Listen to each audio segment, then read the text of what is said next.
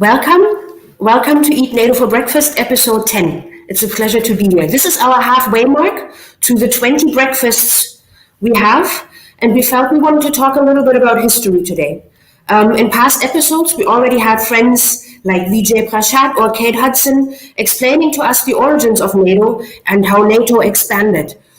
And we try to understand why, for example, after the collapse of the Soviet Union, NATO, instead of dissolving itself, continued and even expanded. Today, the war in Ukraine is described as the worst in Europe since World War II, lest we forget Yugoslavia, which is in fact the first European crime to be formally classified as a genocidal in character since World War II. Can the lessons of the 10-year conflict in Yugoslavia be applied to today? What have we learned about NATO's role in the breakup of these multi-ethnic states, about our own governments, about media coverage, about the economic conditions? Do we remember? Remembering is not only an exercise in nostalgia or not a memory test either, but knowledge to understand today and also to imagine the future. That's why we are here with Marco Siracusa.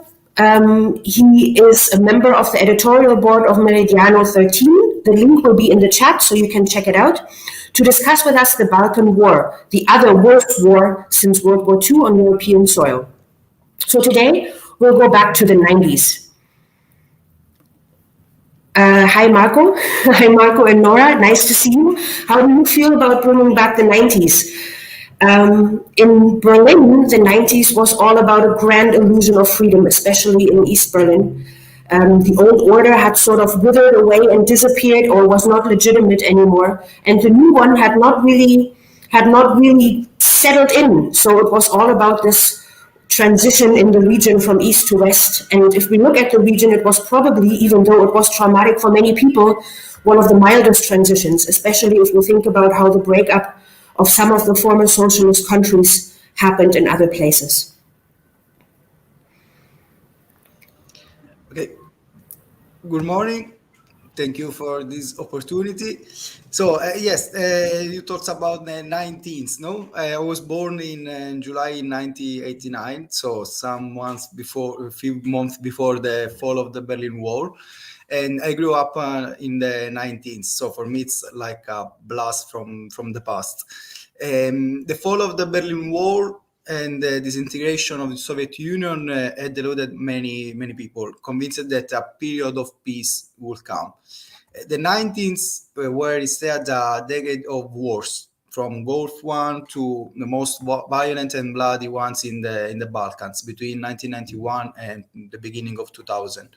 In 1991, during the second NATO intervention in Yugoslavia, I was a child, but I remember well the war in Kosovo and the NATO bombings against Serbia and Montenegro, because of the active participation of Italian government led by Massimo D'Alema, the leader of Left Democrats.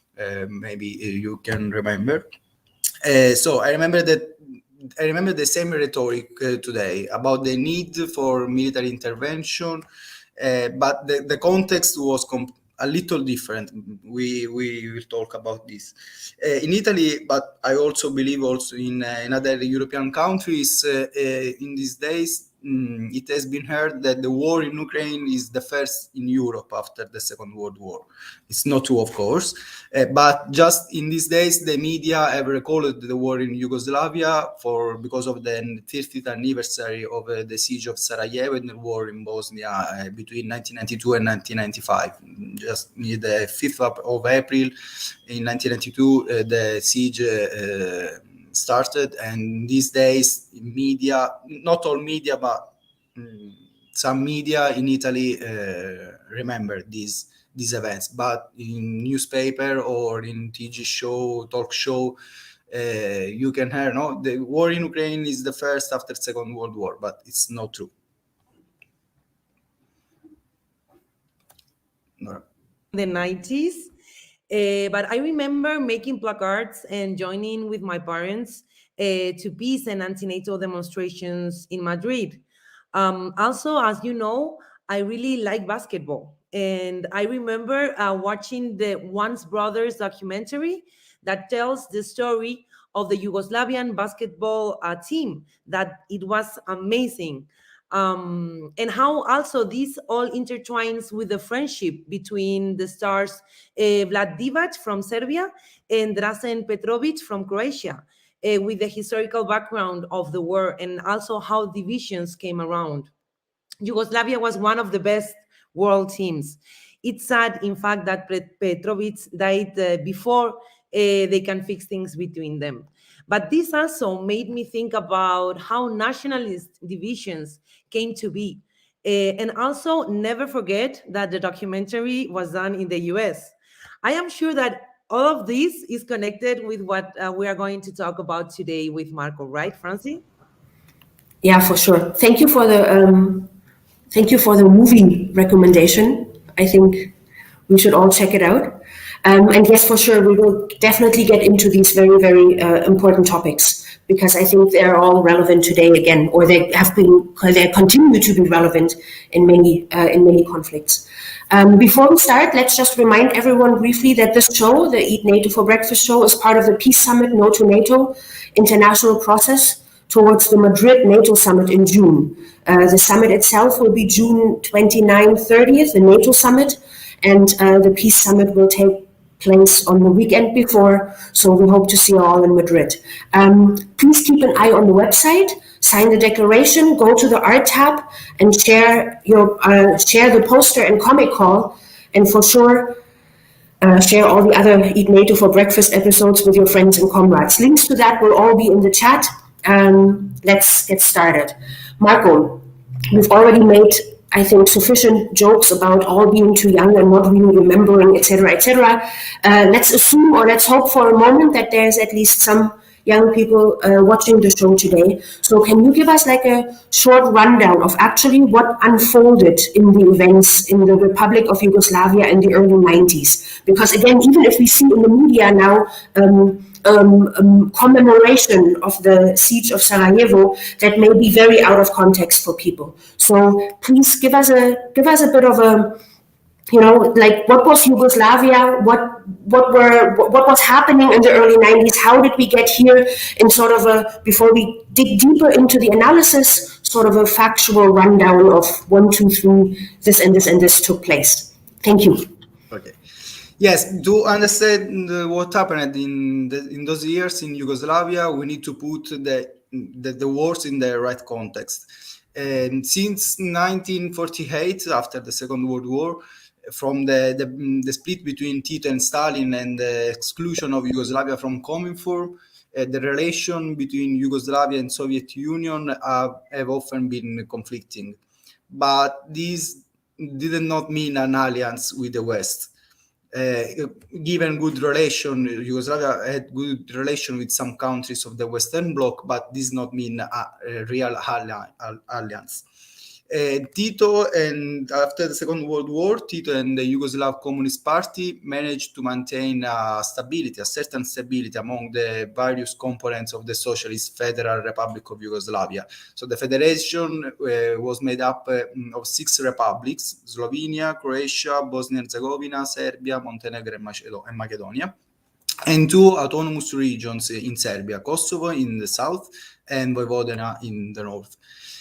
Even from an economic point of view, the international relation point of view, the country Yugoslavia enjoyed a good economic well-being and enjoy its own credibility at the international level, playing the role of buffer state between the two blocs.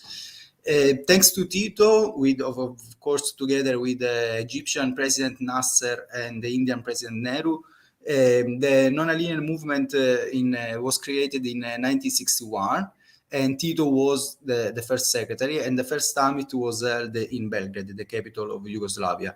So Yugoslavia was an important player during the Cold War.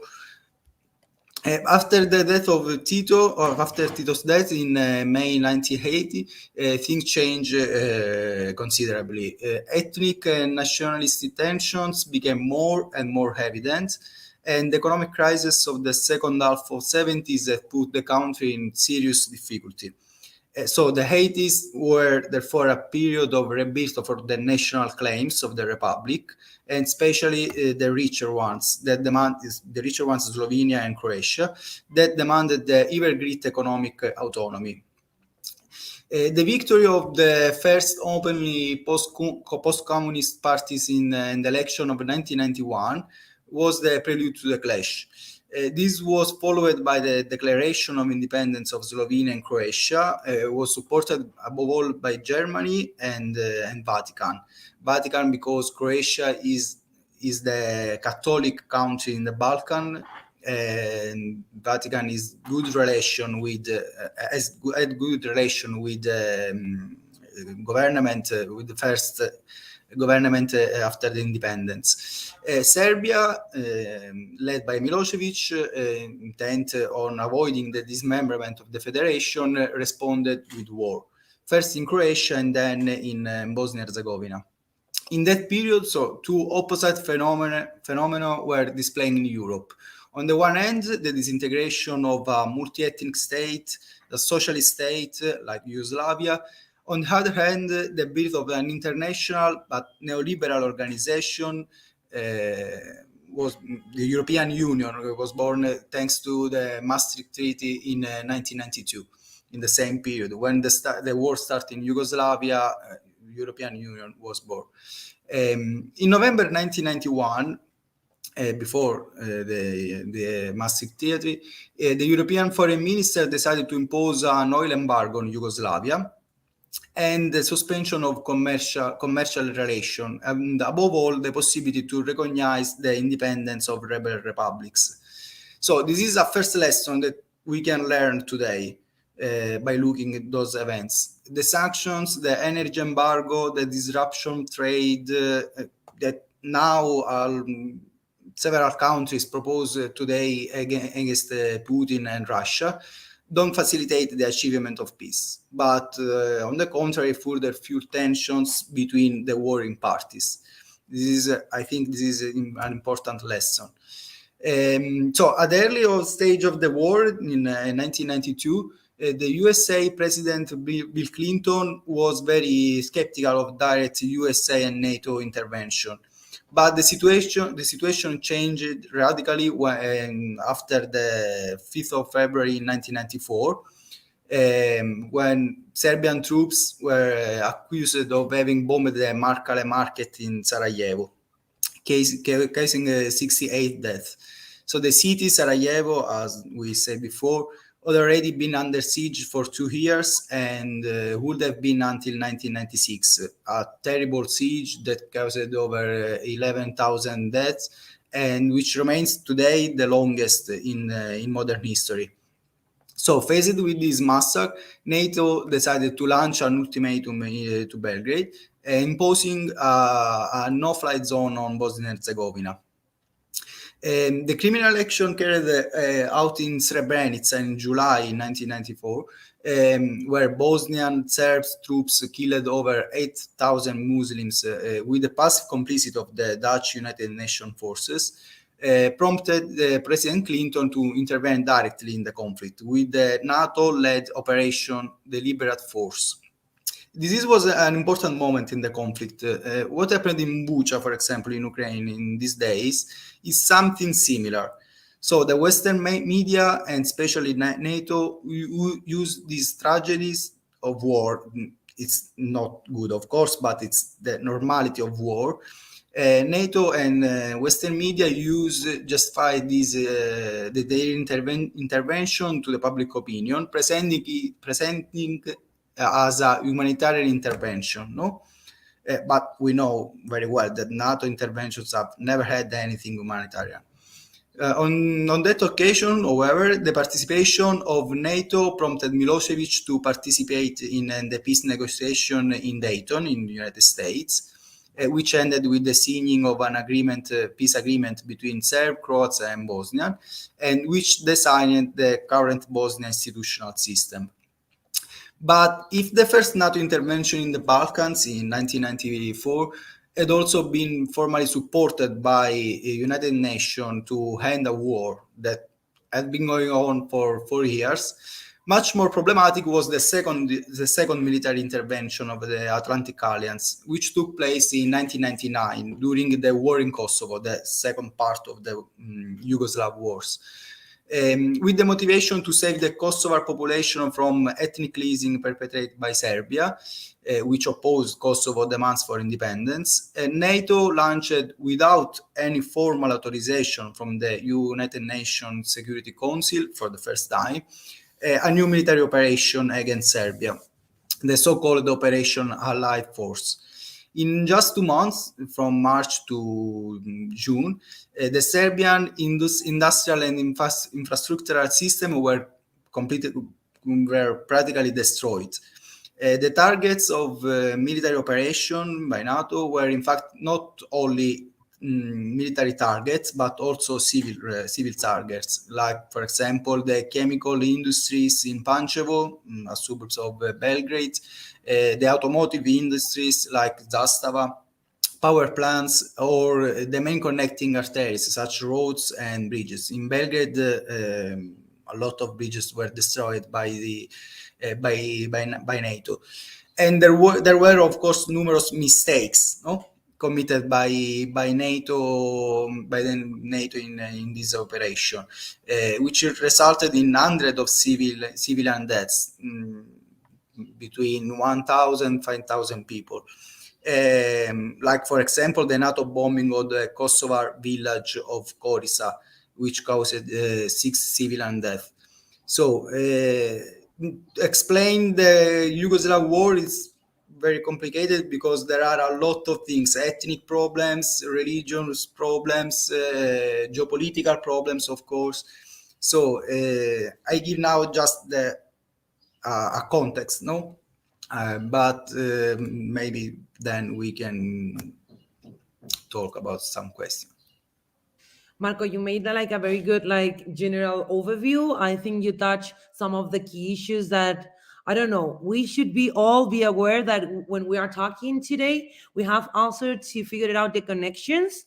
And as you were saying, try to learn what's going on using this memory to locate ourselves today. You were talking about sanctions, about no-fly zones, about somehow the president of the US saying stuff, NATO talking about humanitarian interventions, media strategy. So it sounds very, very important to look this very carefully.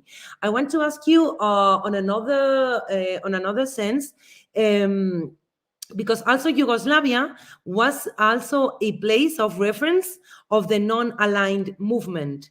In the moment where we are in the end of the Cold War and everything it looks for a long time divided in two, suddenly, also a country like Yugoslavia is important, showing out,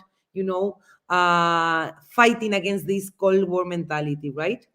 In fact, the first and last summit of the non-aligned movement was in Belgrade. So is something connected with this? Was this position of a non-aligned country important to attack Yugoslavia? Because in fact, ethnic and religious conflicts were at the heart of the problem. At least the media showed that it was at the center, and we learned also through the media how different all Yugoslavian people were. But we can also think regarding Ukraine about a nationalist rhetoric that eroded also this common Yugoslav identity and fueled fear and mistrust among different ethnic groups. So in your opinion, how this happened? And are there any lessons on what solutions or how to resolve these ethnic religious situations to figure out peace? Because I don't know, this experience, in fact, built the common term that we use in a lot of, geopolitical understandings of Balkanization of a country, right? When we talk about Sudan and South Sudan, we make this reference, or I don't know, the issue in Rwanda as well, these divisions. So set up this Balkan War a very important moment in history regarding how to solve these kind of issues as well. What do you think? Yes, as always, the war, and so also the Yugoslav war, has not solved any problems, but rather has created new ones, as evidenced by the continuous clashes, fortunately only rhetorical at the moment, in Bosnia and Herzegovina. One of the most important challenges today, for example, for all the Balkan countries, concern the young people and immigration. No, since 1991, for example, Bosnia and Herzegovina has lost about 500,000 people out of total population of 4 million, so almost 20% of population. A similar phenomenon will concern Croatia, Serbia, and other countries in the Balkan.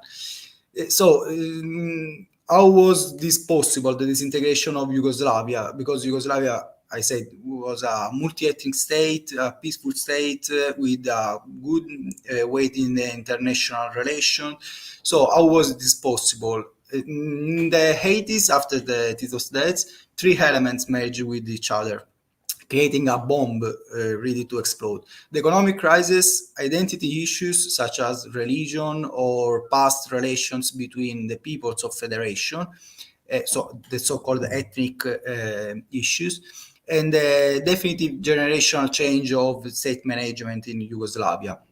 So in that period, the country opened up more and more quickly to market economy and also making agreements with the International Monetary Fund. So the economic hardship were exploited by national, post-communist and nationalist elites, which fueled the hostile narrative towards neighboring peoples, towards other countries, towards the old comrade. For example, in 1991 in Yugoslavia, the 17% of marriages were mixed marriages between Serbs, Croats, and Bosnians. So, and 5% of population still claimed to be of Yugoslav nationality. So, how is it possible to destroy this? The fault lies, as always, with the nationalist ruling classes.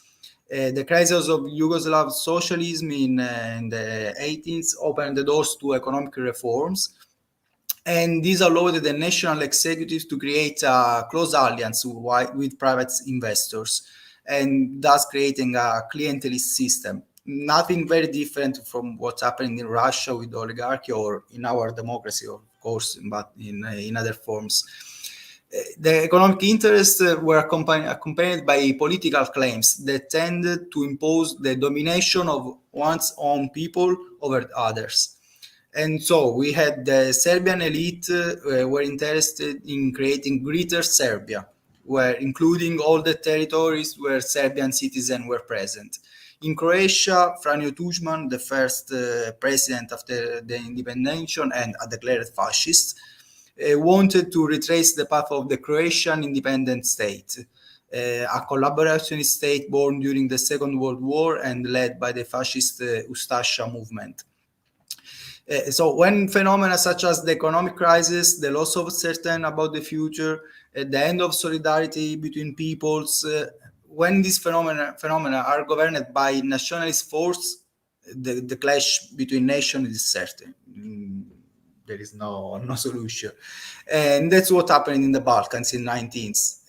As happened with the hand of the Soviet Union, which was supposed to bring peace and prosperity to the countries of Eastern Europe, the Peace of Dayton in 1995 was also presented as the beginning of a new era, or new peace era. But in reality today, Bosnia and Herzegovina is one of the poorest countries in Europe, where the ethno-nationalist parties born in the 19th are still in power. The same thing happens in Kosovo, where there is now a left nationalist party in government. But for example, Albin Kurti, the prime minister, banned Serbs in Kosovo from being able to vote in the Serbian election last Sunday. The situation in Serbia is not so different. So the ethnic clashes, the ethnic problem issues are linked with the economic situation of the country and with the interest of elite the governments. In Yugoslavia, people lived together, Serbs, Croatian, Bosnian, other people, other ethnic groups. Since from the Second World War to 19th, Yugoslavia never used force against another country. Or Tito, for example, with the non-aligned movement, tried to find a solution for the Israeli-Palestinian conflict. So it's not Yugoslavia was not a military country, but people lived together in peace. When the nationalist force won the first election after the economic crisis, this completely changed.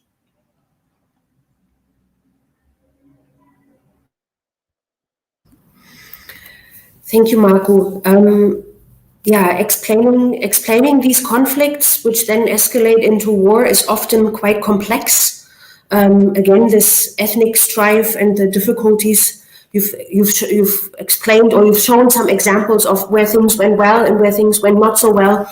But I think sometimes when we are trying to understand these conflicts, we are sometimes not so clear on what is actually sort of hidden behind the official or obvious, or also sort of the psychological, this is just how humans work, explanation. And sometimes we forget about the geopolitical interests because they're hard to grasp, and it also sounds kind of cruel to think of this in only these utilitarian terms. But for example, if you look at NATO and Kosovo, like Kosovo, and this is a good moment.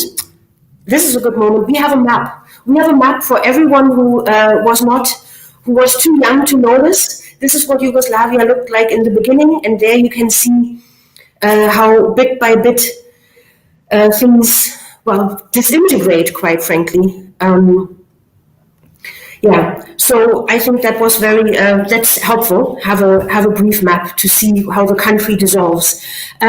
So Kosovo belonged to Yugoslavia, legally, politically, historically, but NATO's role was to promote Kosovo's independence. Let's not forget, Kosovo is a strategic point of the first order, since from this territory, it's possible to act on the Middle East, the Caucasus, Iraq, Iran, and now also, for example, on Moscow. And Kosovo actually houses now one of the biggest military bases of the United States. It's called Camp Bonesteel, for people who want to look it up. And so some people claim that Kosovo, in fact, owes its existence as an independent country to the need for the United States to have this military base in this area. And other economic and political interests of the US. I mean, in the past, we looked at how NATO and US interests are somewhat aligned, and NATO is a tool for US interests. So other economic and political interests of the US in the Balkans, we find evidence of that, for example, in the Washington Post, that noted given the increasingly fragile situation in the Middle East, we need new bases and airspace, and we need the right to protect our oil interests. Well, this is shortly before the Iraq War, so thinking about these interests is often made very difficult for us, and is not helped by our local media. Instead, very often we are given a very simple explanation. For example, one very important and a common tool is sort of the personification of politics, where we suddenly find, as we do in Ukraine right now, where we've been told that Putin is the devil, Putin is evil. There's a lot of, I'm in Germany, so there's a lot of talk of Putin being Hitler, Putin being like Hitler, etc., or like Stalin. Like, it doesn't matter. Either of the big evil categories of history, Putin is being compared to this. Now, and that of course helps, because you can't negotiate with a crazy person. So you're sort of taking negotiations off the table. The Yugoslav war, you mentioned it already, had its own evil actor, Slobodan Milosevic.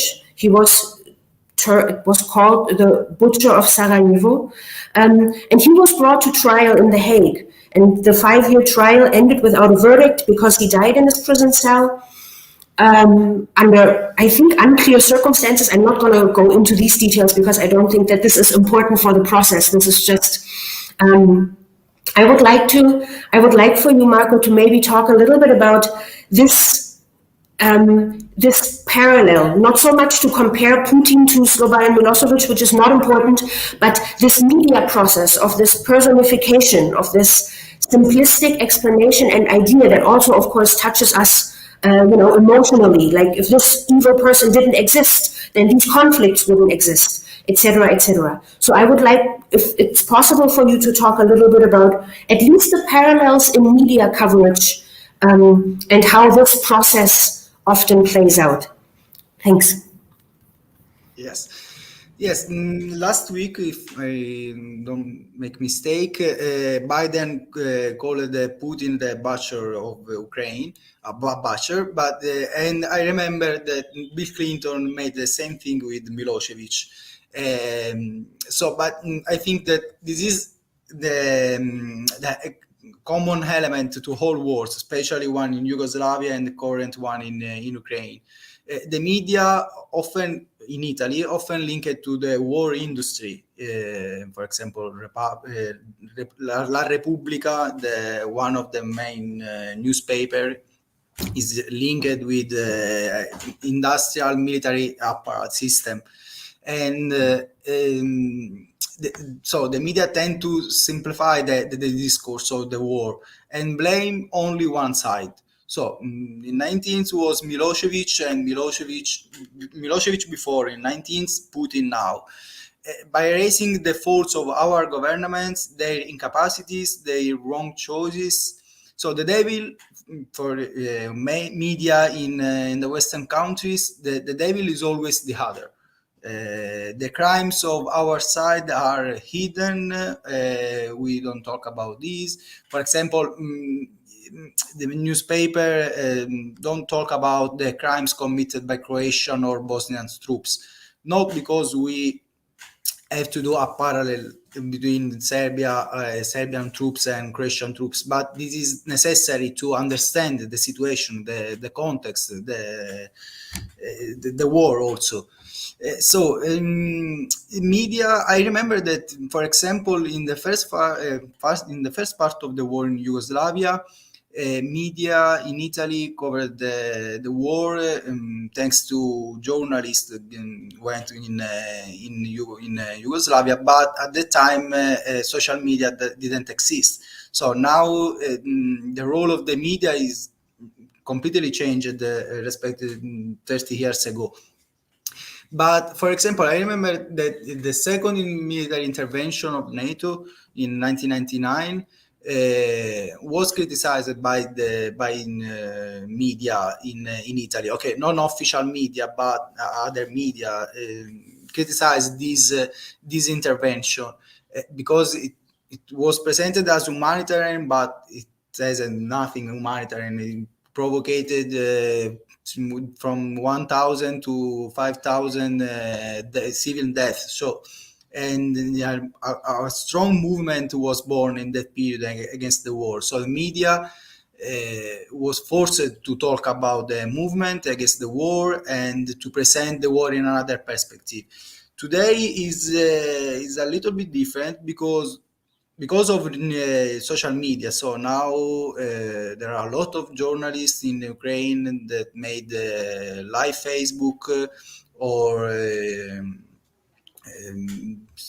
talk about the war from Ukraine, and sometimes now there is a more spectacularization of the war. No, now we can watch on TV in every moment in Italy.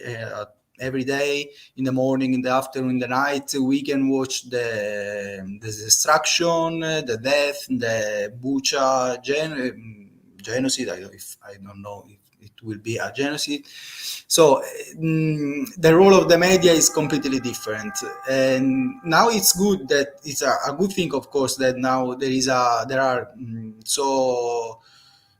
in the live Facebook or live information, but we need to pay attention, because sometimes these information are used to create a new narrative. Not always the real. It is not always the real narrative about the war.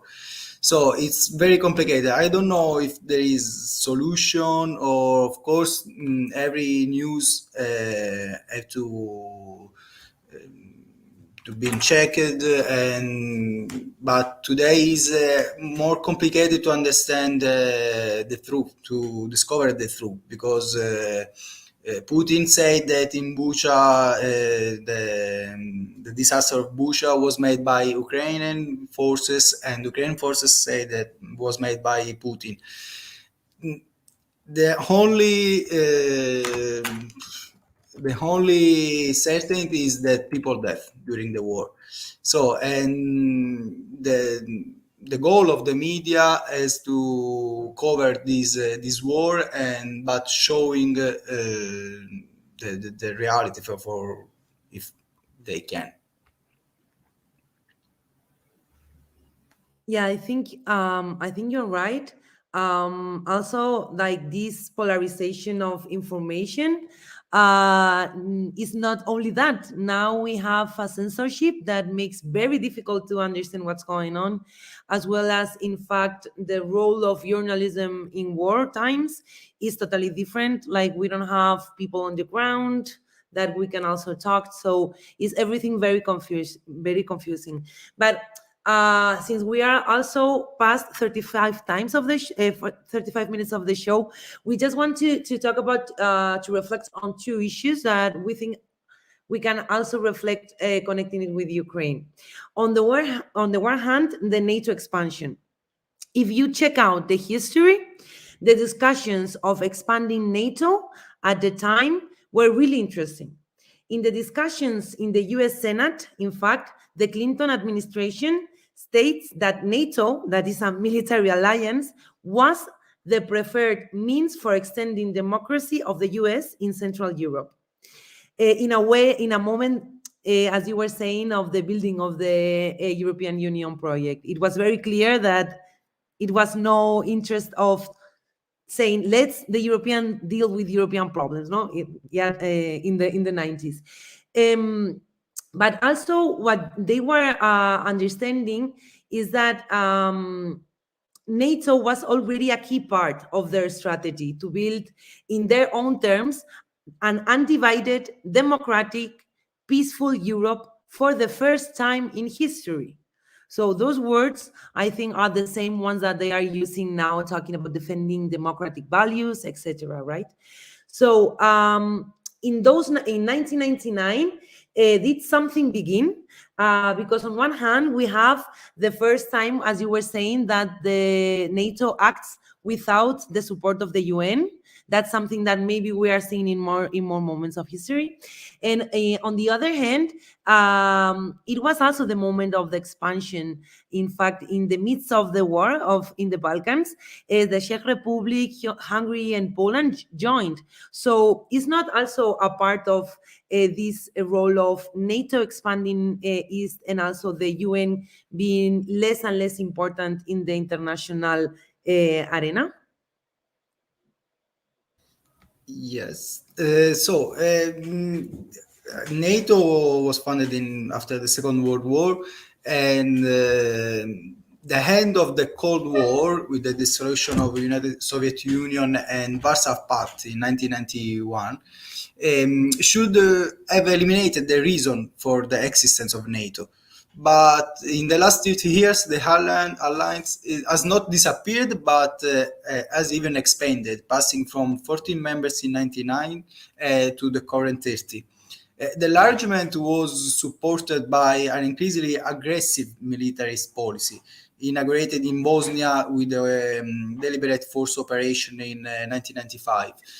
against Bosnian Serb troops. A few years later, in March 1999, the alliance expanded its border with the accession of three former communist countries, Poland, Czech Republic, and Hungary. But obviously, all this was not a coincidence. With the accession of the former communist countries, the NATO wanted to launch a message. Message concerned the impossibility for Russia to return to exert its influence in these countries. And for the message was clear: join us. Towards the ex-communist countries, join us and we will protect you from Russia. But why this is let us remember that Moscow was and still is an important ally of Serbia, for example. No, so while on the one hand NATO included Poland, the Czech Republic, and Hungary in its sphere of influence, on the other hand, it was willing to use force against its enemies, who coincided with Russian allies. And this is what happened in Serbia, for example. No, I said that the second military intervention in 1999 was made without the endorsement of the United Nations Security Council. From that moment, the authorization were often expressed in an extensive manner, often using the concept of humanitarian war. We can remember the NATO bombing of Libya during 2011, for example. No, NATO's progressive involvement in conflicts on a global level has weakened the United Nations. We see it even today in the war in Ukraine, for example. The United Nations has particularly not intervened in any way except with long and inconclusive discussions. So it can be said without a doubt that today the real arbiter of conflict is not a political organization like United Nations, no, which includes all the countries of the world, not only Western countries. But the real arbiter now is a military alliance of more developing countries such as NATO. So I think the consequences are evident to all. Yeah, I think it's very important to talk about consequences. We sadly are run out of time, but I think that during the weekend we can do something useful regarding the Eat NATO for Breakfast show with you. That is, let's think together in our homes. What did the war solve? And as you were saying before at the beginning, when you were making all this, chronology, are they any better? So I think that should be not only our questions for ourselves, but for our governments and for also international organizations, the European Union, NATO, the UN, because that's something that Yugoslavia experience points out very importantly.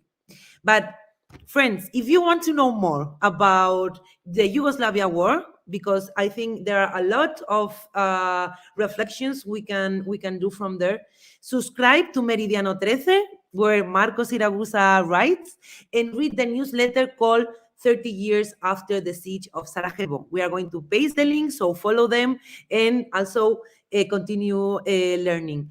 And also, Sorry, Nora. yeah. In the first newsletter, there is an article about NATO and the role of NATO in the war, in the Ukrainian war. Amazing. That's for tomorrow, because today in the evening, you should be all together going to the event Peace in Ukraine at 6 p.m. CET time.